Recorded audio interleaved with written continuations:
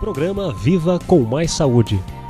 Patrocínio: Morelli Ortodontia, Unimed Sorocaba e Unip Sorocaba.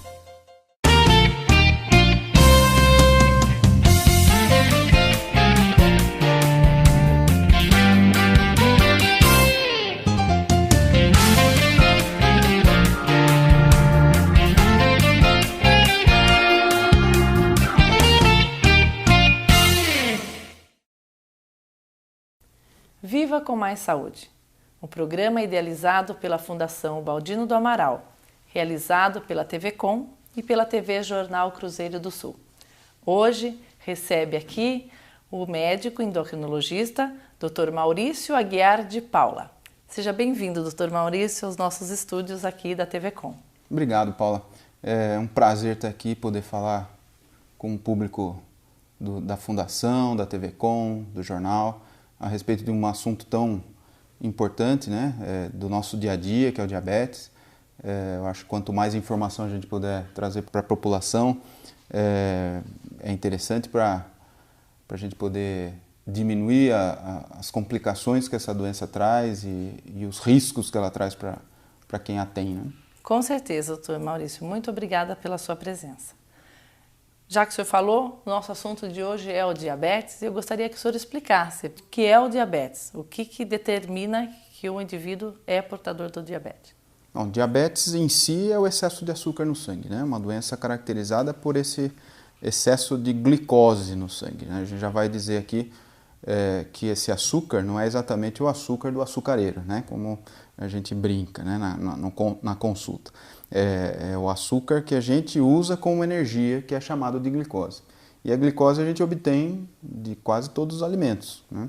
Isso é importante definir já para as pessoas também tomarem um cuidado com relação à alimentação, né? Alguns têm mais proporção de transformação em glicose e outros alimentos Exato. E a doença é esse excesso. O excesso ocorre não só porque a pessoa ingere muito açúcar, ela ocorre por algum defeito no organismo, né, dependendo do tipo de diabetes, né, que a gente vai conversar sobre isso, causando esse acúmulo de açúcar na circulação, que é prejudicial a longo prazo para a circulação, para todos os órgãos daquela pessoa, né? Em suma, é uma doença metabólica, como a gente diz, né? Geralmente relacionada a outras alterações metabólicas muito comuns, como colesterol, como excesso de ácido úrico, triglicérides. É uma doença multifacetada, né? Essa doença ela se dá por um mau funcionamento de algum órgão, não é isso? Isso. Do pâncreas, é isso? Vamos imaginar como é o normal, né? Tá. Quando a gente se alimenta, muitos alimentos, como vamos imaginar, a batata, o arroz, o pão, o amido em geral, as farinhas, né? É digerido no nosso organismo, no estômago, no intestino, e ele vai se transformando em pequenas partículas. Uma das mais importantes é a glicose, que vai entrar na circulação, e essa glicose para a gente é a nossa gasolina, né? Para ela funcionar como gasolina, ela tem que entrar dentro da nossa carne, vamos dizer, nos músculos, nas células, né? Para entrar dentro das células, ela precisa da insulina. Então, a insulina é um hormônio que vem do pâncreas, né? Que é um órgão que a gente tem aqui no abdômen. O pâncreas produz a insulina. A partir do momento que a glicose está no sangue, existe uma informação. Olha, seu pâncreas tem glicose lá no sangue. Então, vai a insulina pegar essa glicose e colocar dentro da nossa máquina, vamos dizer. E aí, certo, a máquina vai funcionar com essa energia, que é a glicose, né? Esse é o normal de todo mundo.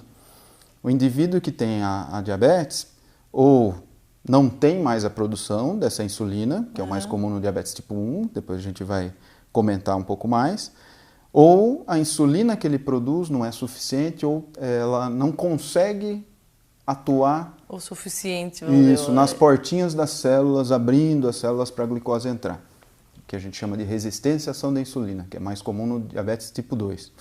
Então é um defeito no pâncreas, na produção de insulina e na ação da insulina, que vai acabar causando o diabetes. Doutor Maurício, a partir de qual valor de glicemia eu preciso me cuidar, eu estou diabético ou devo procurar um tratamento?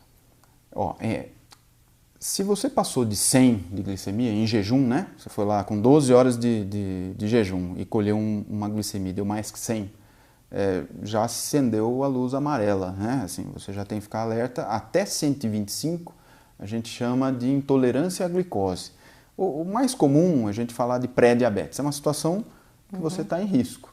Se somar que você está obeso, sedentário, tem histórico familiar, não perca tempo, vá fazer uma consulta com o seu médico, talvez ele vá pedir aquela curva glicêmica, que é um exame um pouco mais específico para com uma sobrecarga de açúcar, ele vê qual é a resposta do seu organismo. Mas já deve ser procurado. Sem dúvida.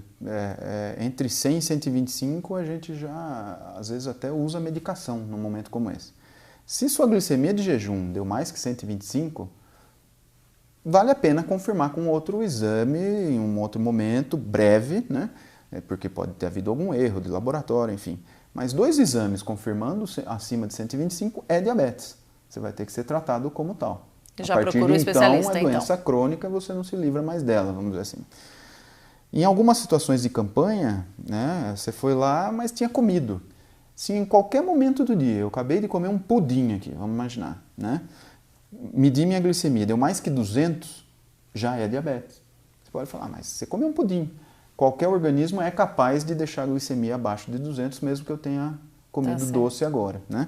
Então, se numa campanha deu mais que 200, já é diabetes. E se jejum der mais do que 120? 25, já é diabetes também. Tá certo, doutor Maurício. Então, como a gente está já falando assim, existe o diabético tipo 1 e o tipo 2. Sim. Tipo 3 ainda não inventaram. Não. Mas... não inventaram ou não descobriram, né?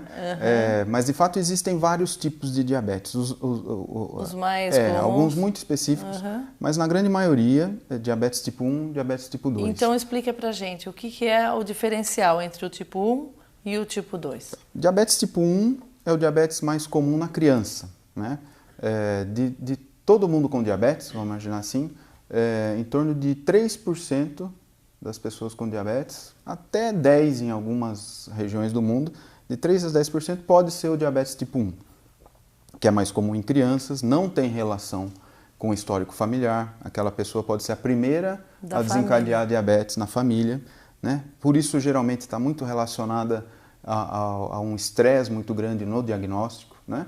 Porque imagine uma criança descobrindo essa doença, numa família que não existia ninguém com ela, né? Não sabe como lidar com a doença. É sempre uma novidade muito grande numa situação geralmente muito aguda, muito grave, né? Esse é o diabetes tipo 1, que ocorre normalmente por uma agressão que o pâncreas sofreu pelo próprio organismo. Às vezes a gente cria situações no organismo da gente que a gente se agride, né? Por exemplo, uma doença autoimune, como a gente chama, né? Doenças de tireoide são normalmente doenças autoimunes. A gente cria anticorpo contra a tireoide não funciona direito, ela não produz o hormônio que deveria, a gente desencadeou aquela doença. Essa criança que desenvolve diabetes tipo 1 pode ter produzido um anticorpo contra o pâncreas, justamente contra aquela célula que faz a insulina, e essa célula morre, ela para de fazer insulina. Entendi. De um dia para o outro, vamos dizer, né? Num período muito curto, ela que antes produzia insulina automaticamente para de produzir.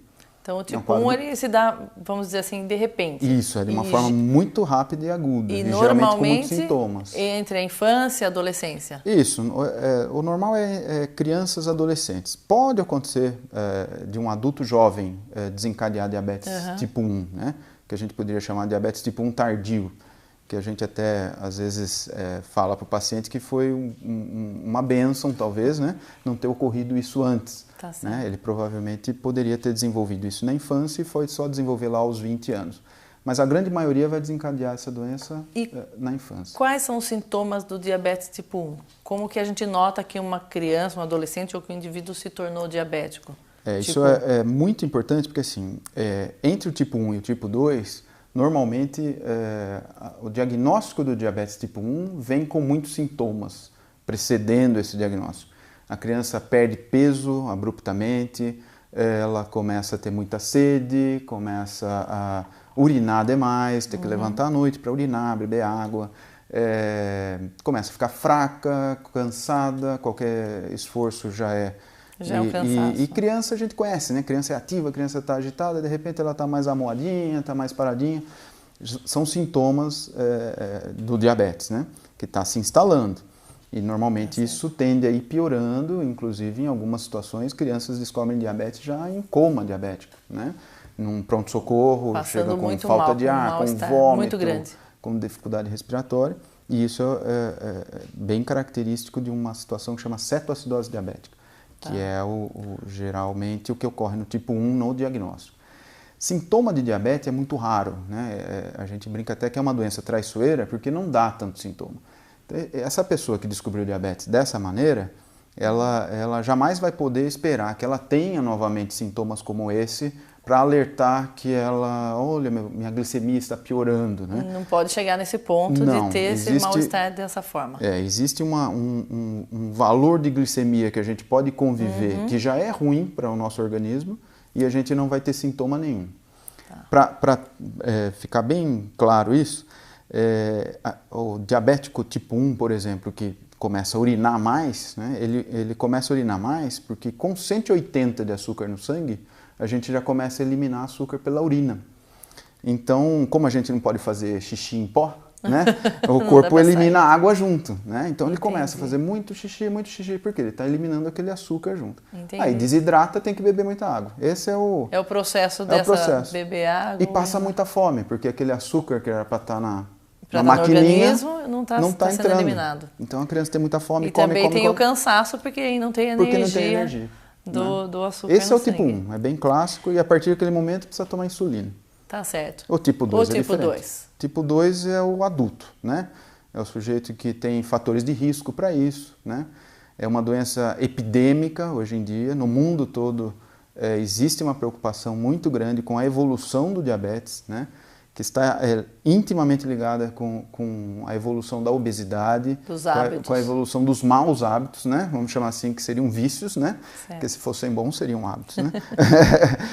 Sedentarismo, obesidade, excesso de ingesta de gordura, de álcool, né? O próprio fumo, tudo isso carregado com a genética, né? Então, meu pai diabético, minha mãe, meu avô, né? Tudo isso podendo desencadear um processo que é mais lento, é insidioso, mas a longo prazo vai causando uma dificuldade em que a insulina comece a trabalhar. Mas ela vai aos poucos. Ela vai se instalando aos poucos. Esse é o grande, vamos dizer, pulo do gato, né? Se é uma doença que se instala aos poucos, por que esperar lá na frente chegar o no diagnóstico? Limite máximo da doença? O que todas as sociedades de diabetes têm brigado no mundo todo é trabalhar quanto mais cedo nesse indivíduo de risco, né? Então, sujeito obeso, que tem histórico familiar, está próximo aos 40, tentar mudar os hábitos, né? Eu acho que a campanha da Fundação tem tudo a ver com isso, né? Viva com mais saúde. Exatamente. Se você se alimentar bem, se você procurar fazer uma atividade física, você não precisa virar atleta, né? Fazer uma atividade física regular, diária, tentar ter um pouco menos de estresse, né? Acho que a gente pode tentar viver com um pouco menos de estresse. Claro. Procurar menos problema, pelo menos. Porque eles vêm até a gente para que procurar. Então, isso seriam medidas preventivas. Exatamente esse tipo ponto 2. que eu queria tocar com o senhor, doutor Maurício. O que se pode prevenir, por exemplo? O tipo 1, que é uma doença que se instala repentinamente, sem avisos prévios. Sim, Existe como prevenir o diabetes tipo 1? Não, justamente por ser uma situação imprevisível. Né? Tá, mas o tipo 2, como o senhor disse que é a doença dos maus hábitos, vamos dizer assim, dá para prevenir. Sim. Pessoas com fator de risco, pessoas que estão em obesidade, pessoas que estão sedentárias, se elas deixarem de ser, existem números comprovando isso.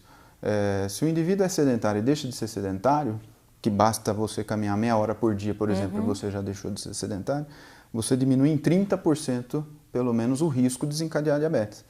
Isso é uma atitude preventiva sem custo. Simples de ser tomada. Simples, não é? E extremamente salutar, né, para o resto da sua vida. Me fale uma coisa, doutor Maurício, homens ou mulheres, existe um grupo de maior risco para essa doença? Não há diferença, é uma doença que não separa sexo, religião, cor, Nem opção CEP, né? partidária, pode morar onde for queira, ela nem vai... classe econômica. Existe um fenômeno, acho que é interessante a gente citar, que como existe hoje um acesso maior ao alimento, né? E vamos dizer, aos alimentos ruins, né? de má qualidade. Industrializados também, que antigamente eram muito mais caros, vamos dizer assim. Em algumas populações que existiu, por exemplo, uma restrição de energia, de acesso à energia, o diabetes parece que está se manifestando com maior violência, vamos dizer assim, porque a obesidade tem acontecido também com maior frequência. Existe uma certa relação entre você ter um organismo que já sofreu uma restrição de energia, vamos imaginar alguém que passou fome, né, ou alguém que teve alguma dificuldade de acesso, com de repente um acesso a essa energia toda e um acúmulo exagerado. Essa pessoa pode ter maior risco também para diabetes. Então, talvez em algumas regiões a gente pode até ver um aumento mais significativo, né, da doença. Mas todo mundo está sob risco, né? Todo mundo de qualquer idade? Existe uma idade, a não ser essa do tipo 1, vamos dizer que ela se manifesta rapidamente na infância, na adolescência. O tipo 2, existe uma idade mais crítica, a partir da qual a gente deve tomar cuidado? Até então a gente tem a recomendação de orientar que a partir dos 40 você observe, né? Ou faça o exame para investigar se você realmente já tem um diabetes ou pré-diabetes, né? Mas infelizmente por esses maus hábitos, né? A gente tem tido diabetes tipo 2, não o tipo 1, o tipo 2 já se manifestando em adolescentes. Mesmo tipo 2? Nos Estados Unidos isso é muito comum, já existe um alerta, né, com relação a isso por lá. Aqui a gente já está começando a ter que enfrentar essa situação por conta de videogame, internet, batata frita, né, hambúrguer, e essa vida que a criança leva hoje, né? Falta de segurança, enfim, vários motivos a gente está deixando as crianças dentro de casa, sedentárias e comendo, né? E as crianças não eram sedentárias, não é para ser, né? É para brincar, é para se movimentar. Pipa, né? Jogar uma bola.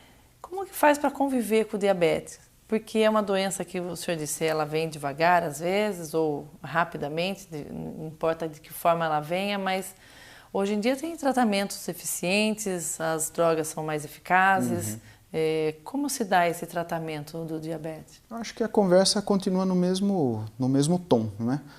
Aquilo que eu disse. Não é uma condenação. Você teve o diagnóstico, né? Ótimo, você não preveniu antes. Comece a se prevenir agora das complicações. Como que você vai conviver com essa doença sem que ela te traga problemas?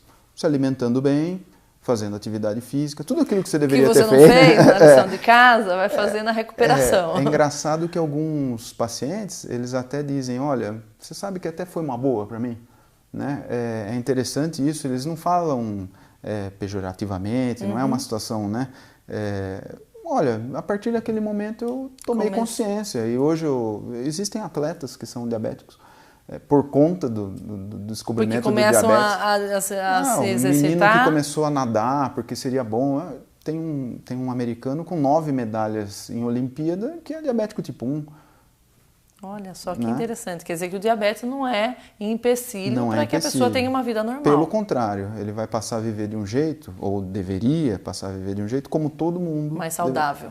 Comendo bem, fazendo exercício, controlando o estresse, olhando para a saúde, né? Procurando um médico com frequência, fazendo exames, tomando os remédios adequados, né? E aí o diabético, ele toma insulina todo dia, uma vez por dia? Isso vai depender do tratamento? Esse é o diabetes tipo 1, né? O diabético tipo 1, a partir do momento do diagnóstico, precisa tomar insulina todo dia, né? Ele parou de produzir, ou ele tem muito pouca insulina, então ele precisa tomar. Existem tipos diferentes de insulina, né? A insulina, por exemplo, que nós temos na rede pública, a insulina humana NPH, ela tem uma ação de 8 a 12 horas no nosso organismo. Então, pelo menos 2 vezes por dia, aquela criança vai ter que aplicar insulina. Se não mais, 3, para fazer um controle adequado. Existem algumas insulinas que têm ação muito rápida. Eu já ouvi falar, tem a insulina rápida. Você come e já toma a insulina imediatamente? Normalmente essa insulina é feita para ser utilizada ou em situações de urgência, que a gente está ali num pronto-socorro e precisa controlar aquele diabetes muito rápido. A insulina rápida. Ou no dia a dia da criança, que bem treinada, orientada pela nutricionista, pelo médico que está auxiliando, vai usar para se alimentar. Então ela vai ter uma dose específica para aquela refeição, ela aplica, come, né? Ou ela vai aprender a saber o que ela vai comer, olhar no prato, vamos imaginar o quanto tem ali de carboidrato, que seriam os alimentos que virariam um açúcar, né, no sangue dela, e usar uma dose específica para aquele tanto de carboidrato. Sempre medindo também para... Como ele já está antes, vamos dizer, ele mede o nível de glicose dele antes de ministrar a insulina. Então, eu estou com a glicemia na minha meta, eu só vou aplicar a insulina para aquele tanto que eu vou comer. Não, minha glicemia está fora da meta, então eu vou aplicar um tanto que é para corrigir essa glicemia e outro tanto para aquilo que eu vou comer. Que é daquilo que eu vou comer. E isso, então, com certeza, principalmente para as crianças, para os jovens, né, que antes passavam grandes privações, embora temos produtos dietéticos muito bons no mercado, mas aquela vontade de comer uma coisa específica, um dia especial, um aniversário, isso deve ter melhorado muito a vida dos pacientes. Trouxe uma liberdade, mas como toda liberdade, a gente tem que saber usá-la. Não é? Claro. Você está livre, talvez, até para comer açúcar, vamos dizer assim, que seria um doce. Né? Mas, lógico que, sabendo que aquele valor do alimento que está ali é ruim, não é? Não tem valor nutritivo nenhum num doce. Claro. Né? Mas, poxa, uma criança num aniversário, todos os amiguinhos comendo um brigadeiro e ela não pode porque tem diabetes. Existe esse recurso. É lógico que isso a gente tem que tomar muito cuidado para falar, porque não é para todo mundo, né? Isso tem que ser muito bem orientado pelo médico que está acompanhando, porque às vezes isso sai do controle. Tá, não né? é para ser uma constância, é para ser uma eventualidade. Mas né? já é um grande passo. Poxa, com certeza, só saber que pode um dia, já acho que muda totalmente o conceito da situação, né? Esse é o tipo 1, essa é a vida do diabetes tipo 1. E o tipo 2 também não vai poder comer porque vai ter que evitar um pouco, segurar se a onda. Normalmente está relacionado à obesidade, ele precisa melhorar os hábitos primeiro. Existem algumas complicações do diabetes? O que a gente precisa estar aí tomando cuidado para que essa pessoa que tem o tipo 1 ou o tipo 2 não chegue a um fator aí, a um limite de alguma agravação da doença? Tem alguma complicação? Sem dúvida. O grande X da questão diabetes são suas complicações, né? Diabetes, diretamente, ela não vai causar o óbito de ninguém, muito raramente. Vai matar alguém, né, o diabetes. Em situações muito extremas pode acontecer. Mas, normalmente, o que ela vai fazer aos poucos e alterando o nosso organismo, se não bem controlada, né, ela vai causando doenças nos nossos vasinhos, vamos imaginar. Tá. Esse excesso de açúcar circulando no sangue sem necessidade vai lesando os vasos. Imagine a gente com um monte de caninhos aqui hidráulicos, né? São os nossos vasos sanguíneos. Eles são muito importantes em todos os lugares do corpo, na retina, no rim, no coração. E essa lesão que vai acontecendo nos vasos vai causar doenças nesses órgãos. Né? Os mais comuns? Retina. Né? Hoje em dia, ainda no Brasil, a maior causa de cegueira é diabetes. Não diga. A maior causa de amputação não traumática, né? Não foi um acidente, é diabetes. A amputação das pernas, né? Existe um probleminha aqui, desculpa interrompê-lo, mas existe um probleminha que precisa tomar cuidado com os pés do diabético? Exato. Como que é isso? Ela infecciona ou a gente tem mais os pontos sensibilidade? fracos, né? As extremidades, e principalmente os pés, né? Eles têm uma circulação piorada, né? Então o sangue chega com mais dificuldade naquela região, né? Tem uma sensibilidade também piorada. E o diabetes, além de agredir os vasinhos, né? Então essa circulação que já não é das melhores no organismo, já vai estar piorada por conta do diabetes. Também existe uma lesão dos nervos, né? A gente também, além dos caninhos hidráulicos, a gente tem fios elétricos no corpo da gente todo, que são os nervos. Então eu encosto o meu dedo aqui na mesa, tem um nervo me avisando, ó, você está encostando o dedo na mesa e ela está pegando fogo, então tira. Aí o mesmo nervo vai comunicar para eu retirar esse dedo. O diabetes vai lesando essa comunicação. A capa dos nervos, vai causando como se fosse um curto-circuito, não é? E nos pés isso é muito comum também. Então ele começa a ter dormência, queimação, falta de sensibilidade. Aí ele põe um sapato com uma pedrinha dentro. Entendi. Que a gente... né? Ele se lesiona porque ele não sentiu, na verdade, que tinha algum pequeno problema. Pronto. Ou uma frieira, ou um corte inadequado das unhas. Aquela lesão, para a gente, né? Vai ser rapidamente corrigida, né? O próprio corpo vai tomar conta daquilo. O diabético vai ter mais dificuldade para E aí começa uma lesãozinha e... Que pode ser a causa de uma amputação.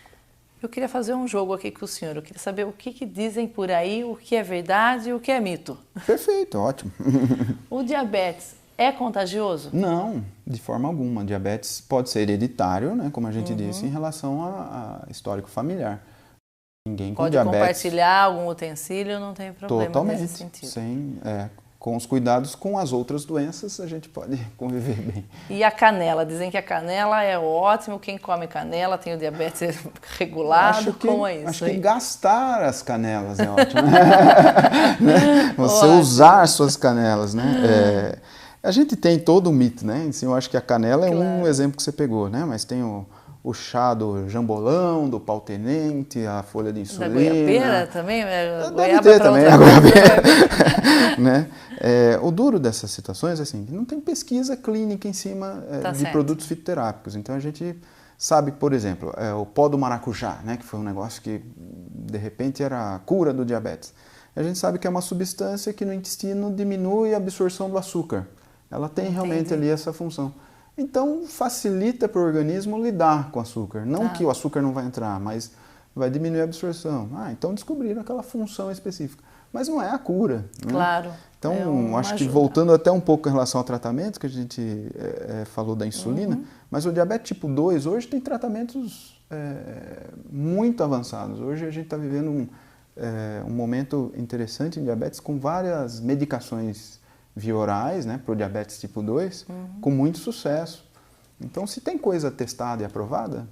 Porque o diabético tipo 2 ele vai tratar com outro tipo de medicamento que não a insulina. Que não a insulina. Então, ele pode até vir a necessitar de insulina.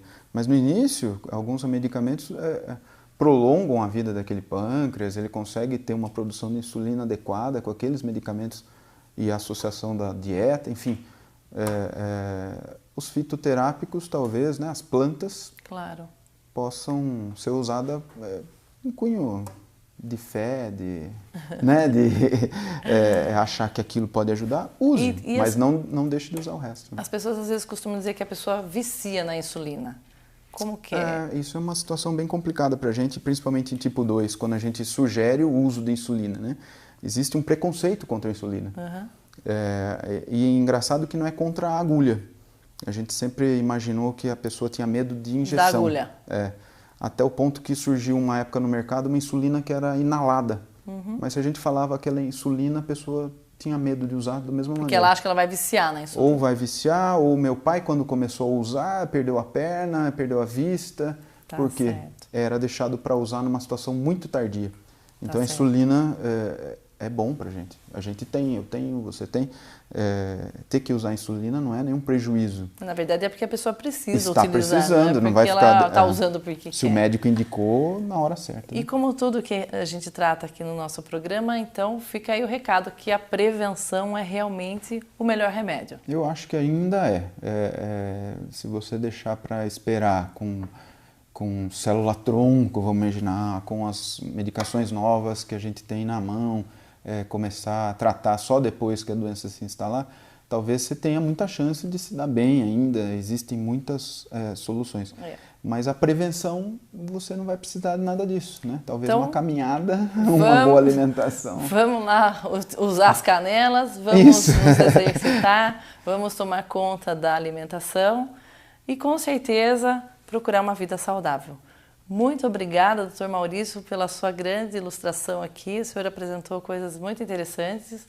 Muito obrigada pela sua presença. Imagina, disponho. Acho que eu que tenho que agradecer, porque é um espaço importante para a gente, né? A gente fica ali todo dia com um paciente falando tudo isso, né? Acho que num momento como esse a gente tem a oportunidade de falar para tanta gente de repente, o que a gente não consegue ali no dia a dia, e que isso se replique, né? Eu acho que quem puder pegar essa informação e transformar em outra dentro de casa, nos seus amigos, eu acho que isso tem que ser uma corrente do bem, né? Com certeza. A gente joga tantas correntes ruins. É o nosso trabalho aqui. Ótimo. E se você tiver a oportunidade de fazer um teste de insulina, faz o furinho no dedinho. De glicemia. Tem né? de glicemia. Pode fazer esse teste na rede pública, nas campanhas Exato. que as prefeituras fazem. Utilize-se desse recurso, porque o quanto antes você tiver consciência disso, com certeza melhor vai ser o seu tratamento. Obrigada, Dr. Maurício, e viva com mais saúde.